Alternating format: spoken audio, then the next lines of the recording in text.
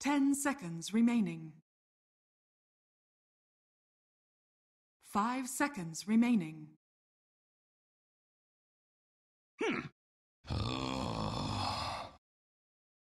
Dire team pick.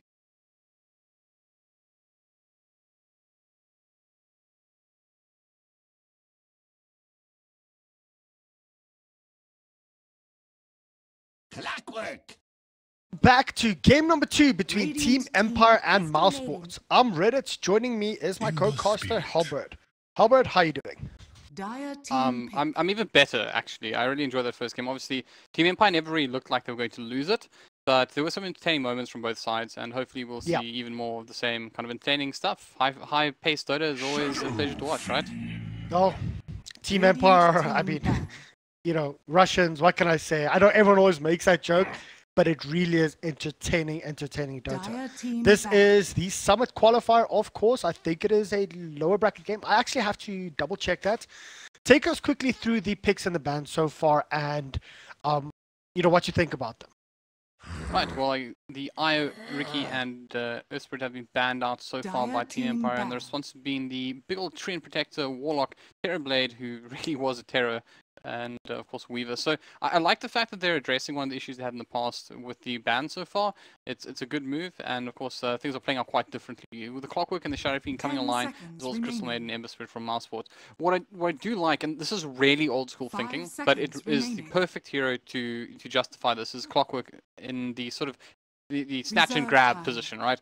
Effectively, he's going in, he's latching onto a hero, and he's giving the opponents two options. The options are you either fight or you fall back. And obviously, as it progresses with utility items such as Force Staff, you can get your friends out of some trouble. But all the same, he's initiating fights that you want to do with a pretty reliable manner of doing so. If you can catch something like the Crystal Maiden, if in those sort of those like little scuffles, it's quite useful actually. And of course, it's actually a very powerful hero when it's able to get his ulti off, but it goes down fast. So if you can take out one very easily with Clockwork ulti, that's pretty handy. But if you can take out a couple, it's great. And with Radiant Shadow Fiend just team banging pick. on whoever he's is caught in those cogs, oh wait, nothing else matters in the Dire world team anymore because it's Pudge, Oh, and that is amazing. yeah, I mean, Pudge has seen his rise from his fall from the mid lane into the rise as that roaming support, and I really enjoy watching it. It's 10 amazing to seconds see the remaining. saves, the engages, the disengages, the everything that a Pudge can offer 5 seconds remaining. as that position 4. He doesn't need a lot of farm.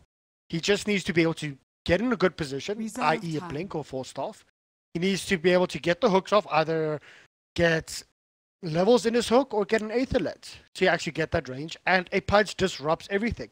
Up against the Clockwork specifically, Clockwork, you need that catch, and that is what Clockwork is. He goes in, he gets the catch, he engages on the enemy team, and Pudge will be the Radiant other team to pick. bring him out, hook the Clockwork out, or to hook whoever the Clockwork has caught up. So I really like that pick. It actually synergizes or counters Team Empire quite a bit, especially with the likes of a Shadow Fiend. You can hook out a Shadow 10 Fiend, doesn't have a lot of seconds HP. You can blow him up quite fast with a Crystal Maiden and an Ember Spirit. 5 seconds remaining. So looking at this Pudge, I'm actually liking Mousesports draft quite a lot now. Reserve time. Yeah, so Legion here's the thing Commander. about Pudge, right? It's like the old school Mirana, hit Dire arrow, win team game. pick. And the thing is that with Pudge, if you can get off some really good hooks, it makes it very, very difficult for your opponents to work with, especially if you can catch one of those cores, because you do have a BKB parenting spell, and as long as you have the damage output to bring him down, even if you're going to end up disrupting, or using 10 your disrupt, seconds excuse me, I guess remaining. disrupting is fair as well, disrupting that ultimate coming out from Pudge, just the 5 displacement seconds of that remaining. hero is so huge that it can just absolutely win you a team fight. Of course, the problem is that when you're playing from behind, Reserve you time. are going to struggle a lot more to do that because, well, they kind of want to be in your face. So Mousesports definitely have to have a much better early game. I mean, it would probably help if they don't have the start they did last time, but assuming they can have a more reasonable start, maybe just pick up their 2 bounty runes, or even if they just pick up 1 and don't drop 2 deaths, they're going to be in a lot better position with that Pudge than they were last game. And this time around, I'm seeing answers to the heroes that Team Empire are picking up, because you can see where the damage is coming from these guys. You can see where the lockdown is coming from, and it just gives them a much better fighting chance, I think. Radiant team ban. Definitely. The Legion Commander being picked up there, Pudge hooking in, ulting, Legion Commander, getting a good ultimate off, a good deal off. I do like this. Team Empire have decided to pick up the Ursa. So one less hero that you should be dueling. 10 Please don't seconds ever duel remaining. Ursa. Please don't. I mean, frankly, I think you'd be pretty manly 5 to duel seconds Ursa, remaining. but Well, probably a little bit tanky for most people's life. you know, once you have 400 damage Dire team stolen, ban. or not damage stolen, but dual damage, then sure, duel the Ursa. But before that, please don't. The likes of the Shadow Fiend Disruptor, extremely soft, extremely squishy towards the early and mid stages of the game. Good targets for the Legion Commander. Crystal Maiden will be able to lock down as 10 well as the Ember seconds Spirit and the remaining. Pudge. I see this lineup from Mousesports being more about 5 ganking seconds and, you know, remaining. just getting pickoffs, you know, hitting and running. And I do like this. I really like this. They don't Reserve want to give Team Empire too much. But let's quickly just run through some of the other bans. Terrorblade was banned out here. Weaver banned out. Axe being banned out by Mousesports. Insanely good ban out there to make sure that the, you know, control is not there from Team Empire. Well, more control than the Clockwork. The Ricky, of course, was banned out previously. Bounty Hunter, Earth Spirit, and Dire Lycan. team So, what do you think about that Lycan ban with the lineup that Mouse has? It's a pretty interesting one. I don't necessarily think the Mousesports would have gone for it. It is actually quite a menacing hero these days, and it is very difficult for the likes of Ursa to deal with, because obviously in 10 his seconds metamorphosis, or rather shapeshift phase. Metamorphosis. he's, yeah. Terrorblade's been banned out I'm here, getting buddy. nightmares, right, of what happened last time. But obviously quite hard to deal with, and even the likes of Disruptor is quite good against their Lycan in theory. Can actually struggle, but just because Radiant he's team able to, hit. even into that small area, he can move around so quickly that you actually miss hits on him. So it's not a hero that they would really like to go against. But what I'm actually really interested in here is the Tusk pickup. It's not a hero we see a huge amount of. He is picked up, but it's definitely very interesting here. And once again, this is a hero that has 5 a BKB seconds penetrating remaining. spell, so he's very Templar useful in that Assassin. regard. But he's a monster ganger as well. Yeah.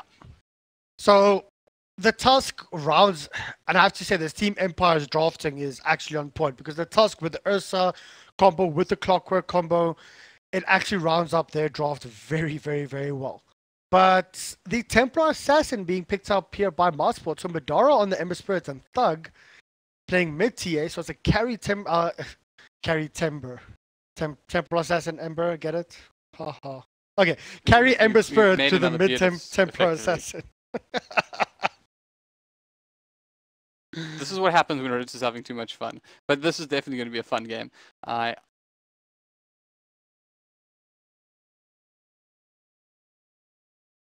Well, we'll have to get in like 10 seconds remaining. 5 seconds remaining.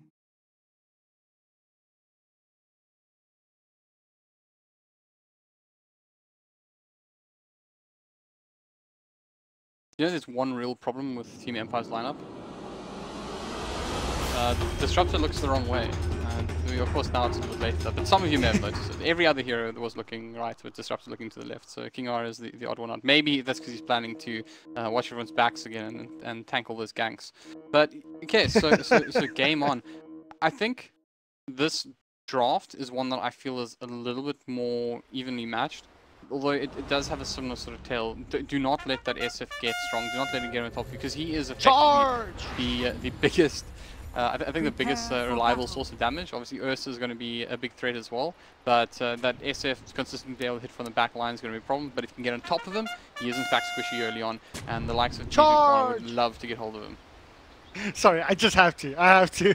I'm not trying to interrupt you or anything, but every time that the trumpet is called, I literally just have that, like, charge going through my head. Reminds me of our MKX days. Charge! Okay, I'm done. I'm done here, guys. Wow, exactly. Quickly take us through the lineup of Mousesports. Well, we will have Spartan handling that Pudge. Over on the Legion Commander will be Skylark. Sporting on the Crystal Maiden will be maybe next time. Over towards the river, we have Madara handling the Ember Spirit. And last but certainly not least, it will be Thug on the Templar Assassin. I do like this, giving the Ember Spirit the safe lane. It's going to be quite interesting to see if Mouse can actually pull that off. For the side of Empire, oh, I haven't seen this. Wait, why did go?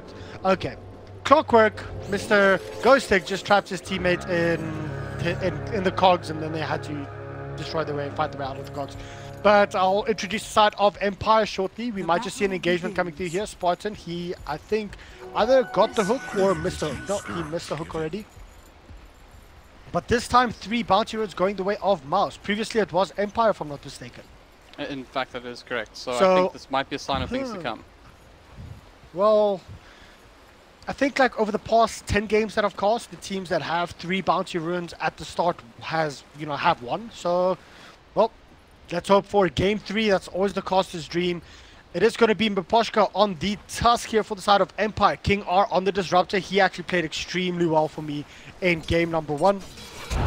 Chappie up on Chappie up on loot bet. No, Chappie up on the Ursa, but we might actually see an engagement coming through here.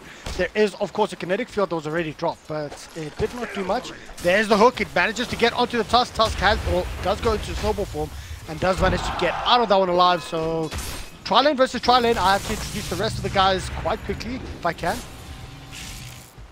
Just making sure nothing else happens here on the top lane. Mid lane, it is going to be FN on the Shadow Fiend and bottom Ghost Tick on the clock. Let's focus back here on top. This really in some ways feel like those sort of puppy drafts that you come into. You know, you're gonna frostbite the man and you're gonna hook him and it's just gonna be reliable. But I think that the in fact, almost catching the Ursa there as well. It's going to be a little bit more challenging than that, and the likelihood of you catching anyone other than the Ursa is going to be a bit of a problem. And the biggest issue with that, of course, is that you have some reasonable defense for him. Obviously, Disruptor can drop down a connect field and allow the Ursa just to walk out of harm's way. But once they hit 6, I think this is going to be a little bit challenging for the side of the Empire. So they're going to have to look for a little bit of lane dominance before those level 6s come up. And once that happens, they should be able to just out-bully the Mousesports team. Empire, I mean, they do have, with this kinetic field, if they actually manage to catch it, it will give 2 or 3 right clicks up to the Ursa. And I mean, just look at the amount of damage that he does, even at an early level up. He only has 1 level in Fury Swipes, but it just keeps on stacking, 3 stacks up, takes an extra 45 damage from every single attack. And that's just gonna increase. As soon as the Ursa gets to level 3, it might actually be kill potential for them quite early on. I'm quite impressed as well, just taking a little peek towards mid lane. Effen's doing a really good job against his PA behind it. Just based on the fact that he seems to be like quite confident in this lane against PA, which is can be a little bit sorry about that one quickly. We might see the first blood coming through here. Madara's on very low HP. He gets pushed out. Is this going to be first blood? Ghosting gets it. Constantly she's getting the rocket barrage. They were running around the trees the whole time. So first blood going the way of Empire. I'm gonna give that kill to the Windlace, making him fast clockwork on the map. But yeah, obviously really nice. And when you sorry about that. Once again, I think I'm gonna have to stop you right now. There's a hook onto FN. They might actually be able to get the kill. The Rot is busy slowing up FN. Can they actually get this? Or is he gonna deny himself? He's gonna deny himself. The neutral creeps get the kill. What a player! What a player! Like that's justice. How many times does a kill evaporate before your eyes from a pudge, and just denying himself casually? So it's somewhat calmer to see this SF manage to find his way over to the dragons. You think you can deny yourself? Watch this! I can do it in style. Hey, even committed a fairy fly to that deny. So nice work there from him. Okay, so what were you busy saying? Who knows? Say the middle lane is more action, I guess. I do apologize, but there's a smoke wraparound coming through here by Mouz. The hook's actually going to come through. Does manage to get onto the Tusk. Who are they going to focus? Tusk actually goes into snowball mode. Maybe next time might be in quite a bit of trouble. He's going to be the first person to top. They do get the counter kill up onto Mousesports, but it's a 2-for-1 trade-off right now. FN, he will be able to heal up himself. So on that note, we actually saw more people dying. Skylark dropped. I think that was towards the top lane. Yeah, so also bearing in mind the number of heroes commit to that fight, so it's once again a very nice position for Empire because in theory other people around the map were getting some work done whilst they were only committing 2 people to that kill. Yep, and more TPs coming in mid, just so much action, so much fighting going on all over the place, but I think they should just calm down a little bit. But hey, none of this now. We want to see some battles. I mean, basically, I just want to see all these people 6-slotted and just going to war. The hook goes through, and it's just short. Come on, it tickled his hairs. Yeah, and you know what hairs I'm talking about. The hairs on his chin. Chinny chin chin. Those hairs. You reckon he's got? I thought Shadowfiend would be more of a man who would have facial hair, I guess, before he was, I guess, burnt alive or something. I think Shadowfiend had facial hair. I think that's what this color is all about. Oh wait, there's a roll in going in by the Tusk, managing to get the shards off. One raise, two raises, they do get the kill, but they want to turn around. There's the glyph going all the way back, bringing the Templar Assassin away. So it's only a 1-for-0 trade-off at this point, and well, forcing Mouse to rotate their supports through, getting the kill and not actually losing anything else in the process. Well, Thug has to be careful himself. He does have refraction charges up if he needs to use it. There's 3 heroes here for the side of Empire, and they managed to blow him up. This mid lane is just not working out for Mousesports at all. They've committed a lot of time into this area. It's really hurting them in a big way, and FN of course is just lapping this up, right? Because not only is he going to be able to find farm, and this is a flash farmer, but he's being basically brought the experience he needs to them. So it's pretty much a dream scenario for Empire when they can just almost rely on the kills coming their way. And obviously that's not the intention of Mouse, but they have to connect with a hook or something very, very soon. Otherwise we will find that exact nightmare scenario coming into play where that SF just gets on top of you and you can make your life a nightmare. Don't you think that Shadowfiend is one of the, I'm going to say, worst/best snowball heroes? Worst to play against, best to play for you in the game. If you start snowballing, it's just needed. Another snowball is happening, and it's towards this Crystal Maiden here. And this should be the end of maybe next time, and is. Yeah, that was an actual snowball. So yeah, I think Tusk might feel a little offended with your words there. He's certainly a snowballing hero. Well, an actual snowballing hero he might be, but let's have a look here. There's the glimpse coming through onto Legion Commander. Legion Commander gets stunned up because of the snowball once again. But we do see Badara coming in, managing to get a triple, I think, Fire Remnants out. He got a kill. He wants to go for more. Kingar's in a lot of trouble. Will he be able to get the second kill off? He just needs one more right click, but he can't actually get in range. He is still alive. Kingar is there. How many times has Kingar managed to stay alive throughout these engagements in the first game, now as well in the second?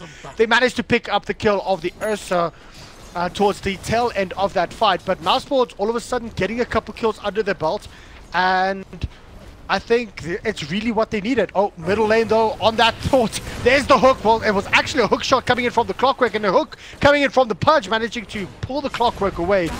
Gonna be sacrificing himself for who was mid for the TA. Worthy sacrifice. Yeah, just pick me. So obviously, it was actually quite nicely timed hook as well. You obviously was aware of exactly where he would pop out. Hooked him out almost immediately. TA was pretty safe at that point. And obviously that's one of those moments that you buy your friend a cold one after to say thanks. But Empire are stalking those mid lane again. Thug is being pressured. Ooh, Maposhka just coming into the range of the tower. So of course they do know that he is there.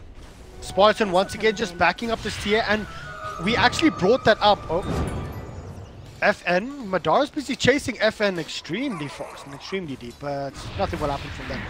We brought it up during the drafting phase that when Clockwork hooks in, Pudge can either hook the clock out or he can hook his teammates out, depending on, of course, his positioning, etc., and how potent that is. And the Clockwork came in with a good hook, managed to get good cogs off, battery assault off, and he literally just hooked him out, saved the Temporal Assassin's life. So I do like that, and that's why I said I really like the Pudge pickup. Well, talking about the Clockwork bottom lane, he's Tusk with Laura, who actually starts the cogs as well. But the Flame Rift is there, so he's absolutely under no threat. I'm not sure if he was trying to bait out the shot. Oh, there's the first duel. Unfortunately, the duel, he got sent back due to the disruptor, and they do manage to pick off the Pudge. But here comes Maposhka. He does have a snowball if he wants to turn around. So no duel victory up on the Legion Commander. It was extremely close. Oh, the amount of damage coming through there. Legion Commander that has to get back. He gets trapped up in the shards, and this might just be his life. The snowball is onto the Crystal Maiden. Crystal Maiden, this is not where you want to be. But all of a sudden, Madara comes in with the remnants. He wants to chase Chappie. Chappie is in quite a bit of trouble right now. There's, of course, no series chains up. Madara is alone. Madara, you don't have any teammates there with you, buddy. There you go. He manages to get a series chains off, but it's not going to be enough. No teammates means instant death. Pudge also keen on this fight, and there's going to be a Pudge on Clockwork battle with just a couple of cheap shots on the sideline from that CM. She won't be able to seal the deal as Pudge gets the quickest route back to base. But in the end, it's a pretty interesting fight, in fact. A lot of greed I felt coming out from the side of Mousesports. Maybe a little bit of frustration showing, but a lot of damage was actually dealt initially by the Legion Commander. And the fight was sort of on, and in the end, they just got kited around very effectively by Empire. But it's the kind of thing that Mouse will probably look back and say that just wasn't worth the risk.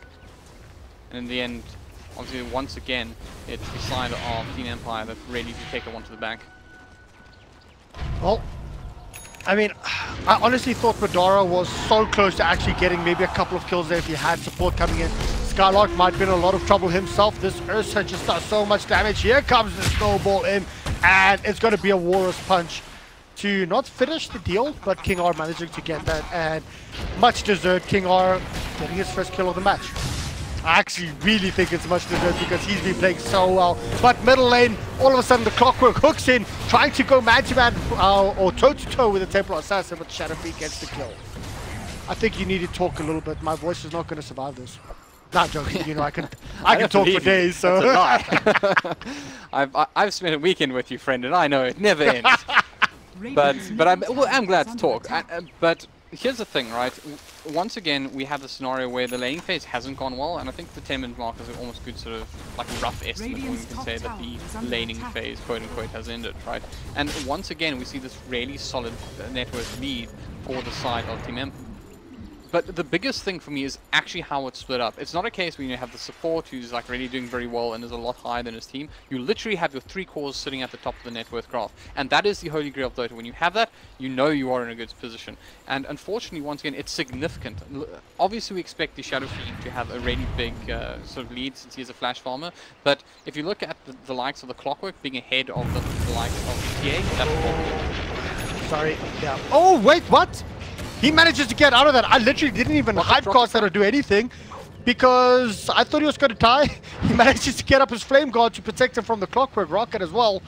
Very well played there, and unfortunately a little misplay coming through from Disruptor. I don't think he got his kinetic field up in time. Yeah, I mean, he sort of darted into the jungle and it was the end of that, but it looks like this is not entirely over. Shooting chains will come out though as Madara starts moving back, but he's still being hunted. Clockwork does have a hook shot if he wants to commit to this. Madara, he has a Fire Remnant up, so he should be able to get out of this one, but there you go. Shadowfeet's coming in with a huge Requiem of Souls. Is he going to be able to get anything? There you go, onto Thug, but unfortunately it's not just enough right now. Mouz is going to be the first dual victory. There you go, Legion Commander getting on the board with 12 kills. Now King R, he is in a lot of trouble right now. Madara just right-clicking him down, and they also want to change from war. They want Mepashka, but they decide to just back off. That's 3 heroes down. All of a sudden, Mousesports flexing their muscles and actually playing their play style, the kind of games that they want to play, and take these scrappy fights, take these pick-off fights. Yeah, that is exactly what Mousesports need to keep in this game. It has offered an opportunity for the Ursa to pick up the Roshan and the Aegis. So that is in fact in some ways useful for Team Empire obviously, but you never want to drop that many heroes for so little return. However, it's going to be interesting how Empire approaches.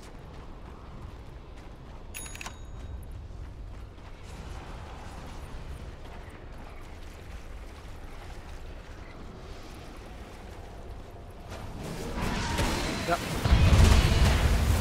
Stark might be in quite a bit of trouble right now. He does not have any refraction charges or anything, and he is going to drop. It of course did cost King R his ultimate as well. They want to go in for more, and will they be able to get Madara? Madara is doing a lot of damage.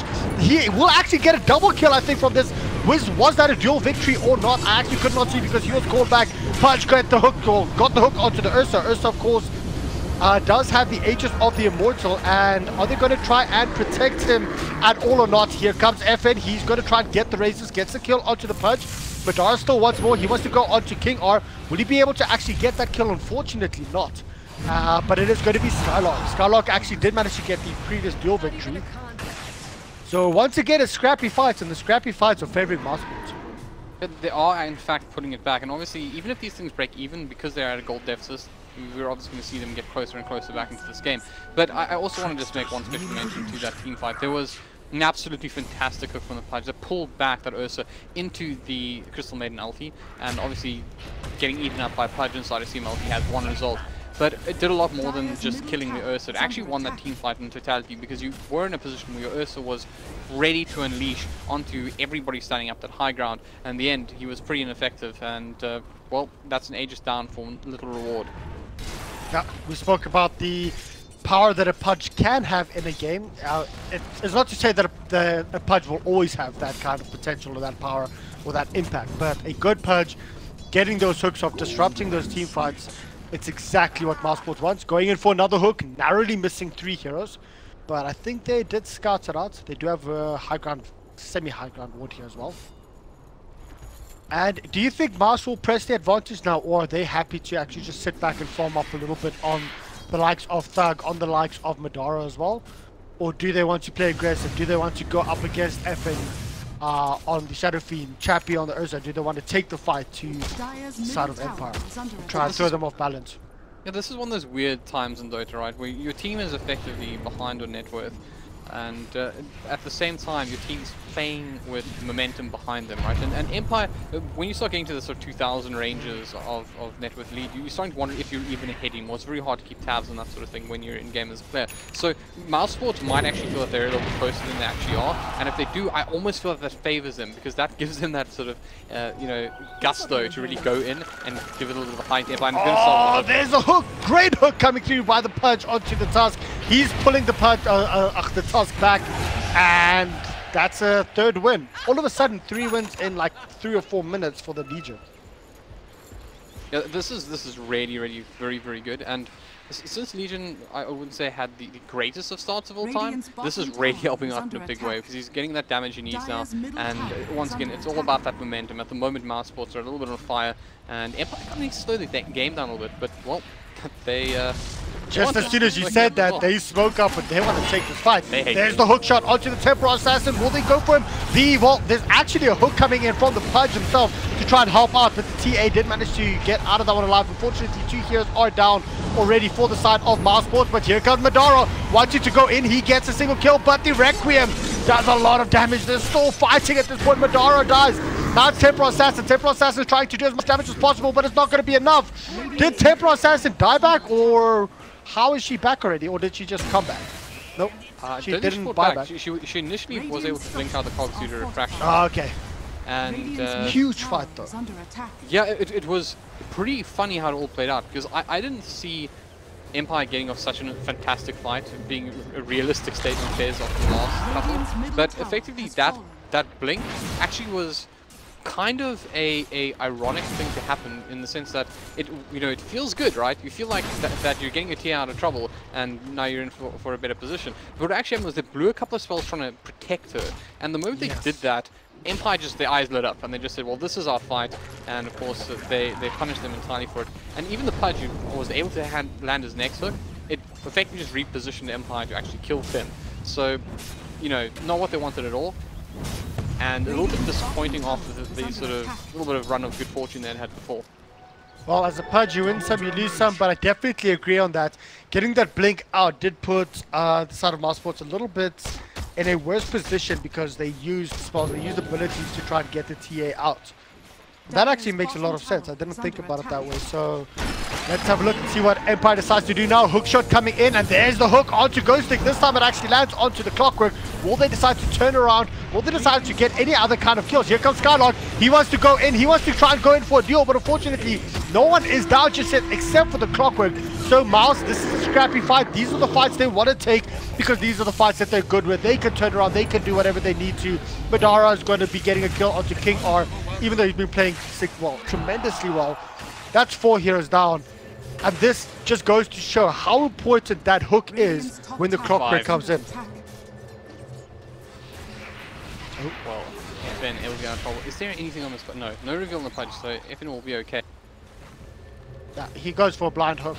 Well, the Pudge goes for a blind hook, doesn't get it. And yeah, this literally goes to show, in regards with what you just said, getting that hook off when the Clockwork hook shots in, and actually landing that or using that in a correct manner. So this game, I think, is going to actually go the distance. It's extremely back and forth. And I, at this point, still favor Mouse. Their draft is doing well. The Legion Commander's got 40 dual damage already.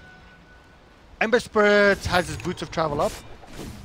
And the Ursa, even though the Ursa's 6 and 2, building up towards that Basher, is he going to have as big an impact as the likes of the Ember Spirit, the TA?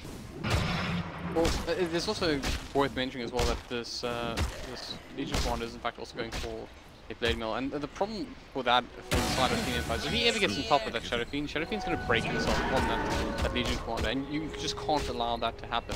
The Clockwork initiations haven't been bad at all, but it just feels like when the fights are getting a little bit messier, it's favoring Mousesports, and they're basically trying to find a position where they can fight those messy fights, where they can fight around some of the nice sort of AoE spells that you have. Yeah. And for Empire, I think you want to contain it. You really want to get into that sort of dream scenario out here, multi-pure in the Disruptor's ultimate. But even then, in fact, is that mid lane? No. I thought it was a fight mid lane. I actually want to say, Ursa, you know, bringing or, you know, leading on to the point that you just said, Mousesports are significantly ahead when it comes to the messy fights.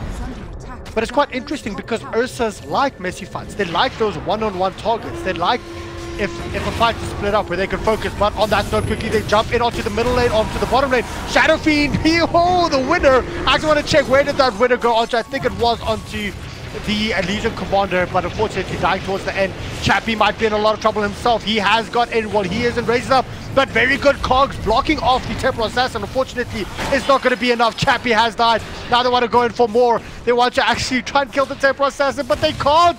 Ghosting, unfortunately, is going to pay with his life, and that is once again 3-4-1.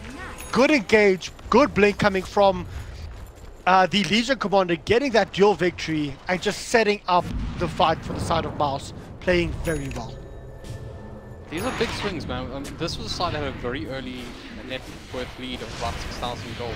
So the fact that they've reached this point where they're now sitting at just shy of the 1,000 mark means that Mouse are, like we mentioned, the momentum being with them, and I did feel that Empire needed to almost slow things down a little because they're not winning these team fights. Even though on paper they have a lot of team fights that they can execute this with, I personally feel like they want to almost change the environment that they have these fights in top lane. Yeah, he's going to constantly be looking for that disruptor, looking for that tusk. He'll be able to kill them every single time and just constantly boost up his duel victory, which is sitting on 68 all of a sudden. I mean, Mousesports is looking strong. It is starting to reach this realm of like concern, I think. I mean, 68 is not anything that seems unbelievable, but it is only 22 minutes in, and this game looks like it potentially could go quite late. So he could be building himself out quite nicely. He is looking for the BKB next as well, so he's going to be even more of a threat, but towards the ruin.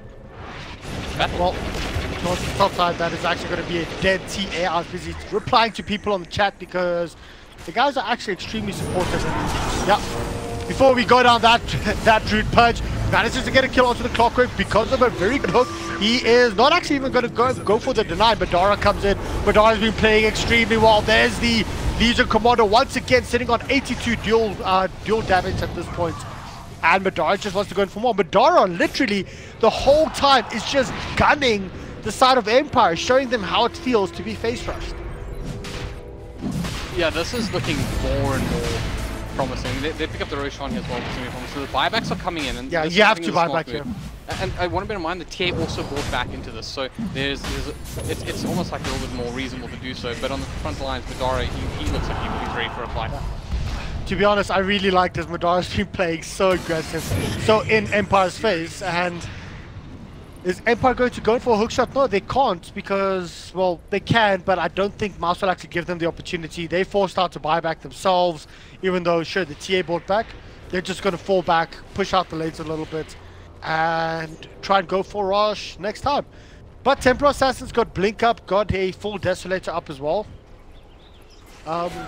This tier hits really hard, especially to the likes of a Slark or a poor little Disruptor. I know, that poor Disruptor. It just doesn't seem fair. But he's been playing well, though. He really has been playing well. Yeah, I think there were a couple of opportunities that he probably could have landed a better ultimate. But overall, I think it's been a fair performance. But this is something that's really... okay, I'm glad the Rockets that scouted them out for Team Empire fans, because they can't let this happen.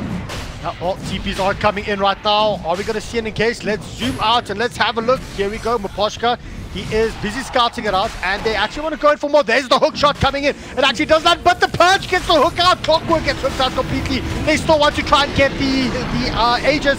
Who manages to get it? The Aegis was snatched here by the Ursa. This is going very bad for the side of Mousesports. This is not good. This is not where they want to be. That's 2 heroes down. And unfortunately, I think it might just be, okay, I can't follow you, Ember. I'm not even going to try. You're moving all over the place. That's still 2 heroes down and an Aegis snatch for the side of Empire. Extremely well played. And to be honest, I did not think that was going to happen. The Pudge hooked the Clockwork. As soon as the Clockwork went in, I thought it was game over. Mouse would have got the Aegis and started pushing up. But Empire just out-positioning the side of Mouse.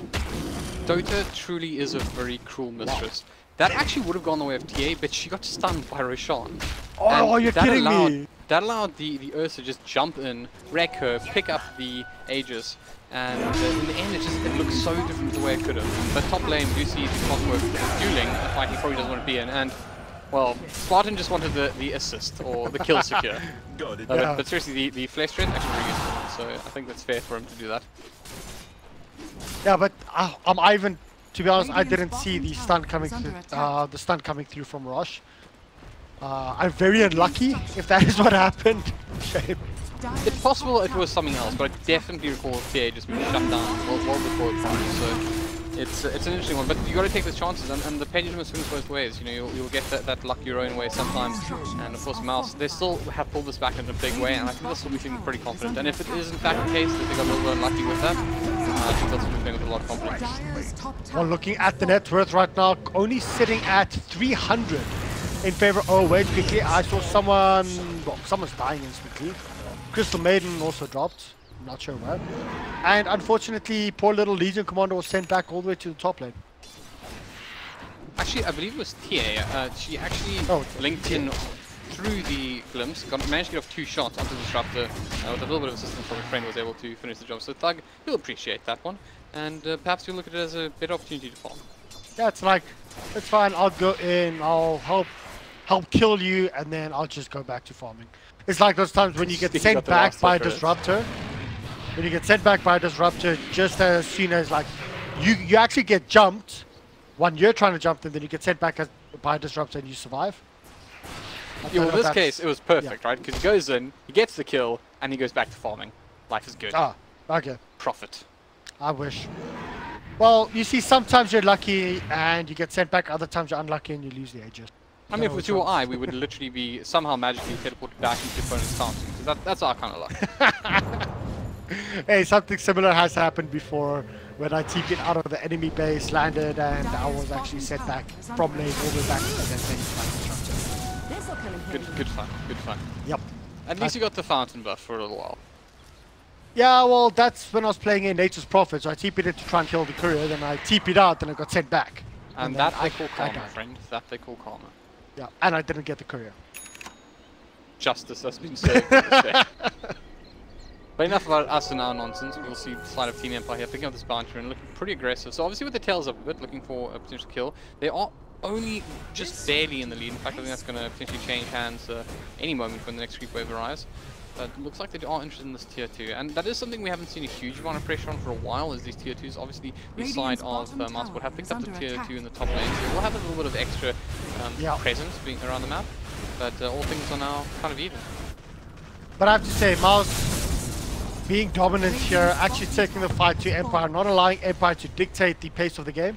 And I think that is what's been helping them out a lot here. And the big difference between Game 1 and Game 2, where Empire just looked completely dominant. Now Mousesports shows, listen, we can flex our muscles as well if we have to. If we are allowed to play our own game. And from the side of Empire though, let's just jump through. Oh wait, you see a jump in here from Skylark. Just as I said jump, there you go. Skylark's going in. But unfortunately, he's going to get blown up. There is no dual victory going the way of FN, but it is going to be a kill in his favor. And everyone else turning around, running away. Very well played there by the Tusk, having that blink dagger, being able to blink in and snowball. I mean, he'll be able to do that now every single time that anyone gets dueled. Unless he gets dueled. Yeah, then he just dies. Oh, we might get bailed out by an Ursa or something angry with teeth. But it really was well played from him. It was a beautiful play. Very, very quick on the draw there, obviously reducing a lot of damage. But obviously the biggest thing there as well is that Legion Commander is still relying in a big way on the blade nail damage. So effectively when he does that, when you pop out on the other side, you're in business. So, Aegis is going to drop right now, but let's quickly take a look through the items here for the side of Team Empire. Tusk, setting up with that Blink Dagger, slowly but surely building up his gold. He doesn't have anything else queued at this point. Clockwork, full solo crest up as well as a 4-staff, trying to go in now for a kill from the top lane. We're going to see a blind hook. Nope. So Clockwork with the solo crest, I mean, he is quite tanky at this point. He should survive the initial burst. From a hook shot. Nope, nothing. Sorry, I'm like trying to focus because of all the boots of travel and moving back and forth. Who's doing what? Shadow Fiend, Lincoln Sphere up as well as Shadow Blade. Do you leave this as a Shadow Blade or do you slowly but surely build this into a... what do you call it? Silver Edge. Silver's Edge. Yeah. I always forget that. I literally think the break is fantastic. It really does do a lot and it is actually quite useful against this. Just to, you know, get rid of some of the irritating spells in the game. I think that in this case, he's probably better off as he is going for the butterfly. Does Drake remove dual victory? That would be nice. But it's a sort of it's an aura. No, I feel that would be slightly passive. I mean, it is a passive. It is a passive, but I feel like disabling your opponent's ulti when he's completely reliant on it might be a little bit unfair in that regard. Oh, hook shot, deep hook coming in, managing to get the kill. Ghosting, jumping onto the poor little Crystal Maiden, but we see a counter initiation coming in right now. Ember Spirit, he wants to go in for more. He wants to kill the Chappie himself, but unfortunately Chappie just bashes him to smithereens. The snowball is coming in onto Skylog. Skylog gets punched up into the air, and it's a Shadow Fiend. That is not a Shadow Fiend, it's a Shadow Fiend Illusions that's just constantly attacking him. Chappie goes in, gets his second kill. That is 2 kills up for him. Meanwhile, though, Spartan, no deny for you, my friend. FN getting that. And Mousesports, all of a sudden, they're in a lot of trouble. Well, yeah, in a lot of trouble. TA actually has to blink out of that one. And this might actually be Rax. Do they have buyback? There is no buyback up on the Ember Spirit, no buyback up on the Pudge. No buyback up on the Legion Commander. There's no buybacks right now. And if they actually manage to get the kill here on the Temporal Assassin, she will have buyback if need be. And I think it is going to be forced out right now. But I think they have to back off. They have to drop this rack because they literally might have just thrown away the advantage that they had in regards with the control of the game. Yeah, it's well, I mean, I don't think they ever had like true control of this match. They certainly had a better position. I honestly felt they were doing really well. They had this game in the bag, but what just happened? The thing is that I think Mousesports have been taking a lot of 50-50 fights in the regard that they were fighting messy fights. And that was the messy fight that they were looking for, that had paid off them so many times in the past. But the problem was that the game had changed since we saw that. The Empire did in fact sort of spend a little bit more time focusing a little bit more on objectives, dancing around the match, but just changed the momentum and sort of flow of the matchup. And this time around, you know, the pendulum swung in their favor with that messy fight, and it really, really cost Mousesports bad. And you know, they're now in fact in the deepest hole they've been in this matchup, 10k beneath their opponents, and obviously the Rax is going to be. You know, it's been a long time since I've seen a dip that fast and that like hard. And if you actually have a look at it, just before this fight started, they actually took control of the game in regards to net worth for the first time since the like first few minutes. They were in control, and what happened though? Well, I'm glad you asked. They all died, and Empire took all their deaths. Took all you their don't say. And they took it to the bank. Are we gonna change? Pretty good about themselves now. Halbert has become the new Captain Obvious. I feel that. So what obvious things answered? Please ask him. Go to his Facebook page. It's facebook.com/HalbertZA. You see that shameless plug that I did for you? I was not complaining. I was just quietly enjoying that one. Well, looking at Mousesports right now, you know, did they possibly lose the game with that fight that went extremely badly, or what do they have to do right now to try and keep themselves in this game? Do they have to split push? Do they have to try and look for pickoffs? Do they have to farm for buyback first of all? What do you think is the next move for Mousesports? So the buybacks are a problem, right? And that really hurt them because they had to commit quite a few buybacks, and it's never fun, right? You want that bunny in the pocket when you really need it, and when you get taken down with your buybacks and you lose the racks, it just feels bad, and it does more than just cost you money. It also hurts your team's sort of mentality towards the game. But the thing is that we can see how effective one.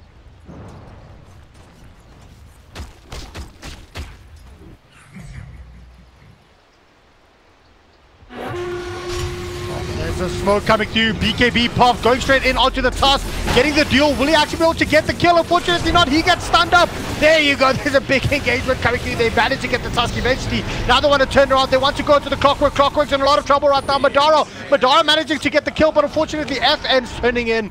FN wants to go for more kills, and no, Madara decides to get the hell out of there. It's a 1-for-1 trade-off. A Clockwork for a Legion Commander, and I think Mousesports can be happy that it's not been more, but it is going to be FN coming in, doing a lot of damage. Just look at the amount of right click he does with that butterfly, with the Lincoln Sphere. That's more heroes down. Templar Assassin is dead with no buyback. That is really big, and the problem as well is that there's no Legion Commander either. And I want to point out that it wasn't that bad initially because the Tusk also bought back in that fight. That was just a brilliant call from Empire saying, right, put the screws on now, boys, let's go for the throat, and well, you know, we can see the result unfolding in front of us. Yeah, I mean, they jumped on the Tusk, they just could not put up enough damage. It was extremely close, but the Clockwork coming in with that hook shot, getting the battery assault off, getting the power cogs off. To be honest, the Clockwork, even though he was the only person to die, saved, I think, that entire team fight. If the Tusk managed to survive there, if they didn't get the cogs off, the stuns off, I honestly think Empire would have been in a very bad position. Yeah, they did take surprisingly long to do down this hero as well, unlike that one that just died. But that sentence took longer than what it took for him to die. Good fuzz. Yeah, well, there's a dual victory. Not going to be a dual victory, but they do manage to get the kill. Chappie goes in, turns onto the Ember Spirit. Ember Spirit remnants out, and he gets glimpsed all the way back. Chappie, you're going the wrong way. But what did he do? Oh, of course, he can just remnant out again as soon as you get called back. They manage to get the kill, but FN wants to go in for more. He wants to get a kill onto maybe next time. Maybe next time is down. It's only 2 heroes. It's Mouse versus the world. Who is it going to be? Skylark and Madara. Can they do this? Can they hold off Empire just a little bit longer? Not if that happens. That Emperor is down. This is probably it. Well, he does have buyback. He uses it, and unfortunately, though, the Legion Commander does. Yeah, there you go. Legion Commander also has buyback. They're trying to do a lot. There's actually a lot of damage that they're actually managing to get off here. Chappie, the hook does not latch. If they get the kill here onto Madara, Madara's in a lot of trouble. He bought back. They managed to get the kill, and that was onto the Tusk. And Tusk also, that's a dieback for him. Will they be able to get the kill onto the Shadow Fiend? Unfortunately not. The hook misses, but it is nearly Mega Creeps. So, sure, I said Empire versus the world, not Empire, Mouse versus the world, and they managed to stave off the attack just a little bit longer. It's never pleasant when you look over to your opponent's base and you see it pretty much all intact and pretty. You even got a tier 2 up, and you look over to your last standing range racks with a little bit of despair. But the biggest problem for him right now is just that even if they take this Roshan down and they don't get touched, the amount of pressure that's being placed on them and the nature of, well, oh, there Ursa just jumps. It does so much damage, completely blows up Skylark with that Abyssal Blade Basher coming through. The force stop is used onto Thug. Unfortunately, Madara, this is not where you want to be. He comes in. Is he going to be bashed up anymore? No, he's actually still alive. Madara runs away. It's extremely close. FN is on a godlike spree. They're trying to get more kills here. Maybe next time he does drop eventually. And is Madara still alive? Madara's still alive. But GG's actually get called extremely scrappy. But the thing is, the Ursa, this is the power of the Ursa, which was not there during game number 1, is he can control. If he jumps in and you can't burst him down, you will lose.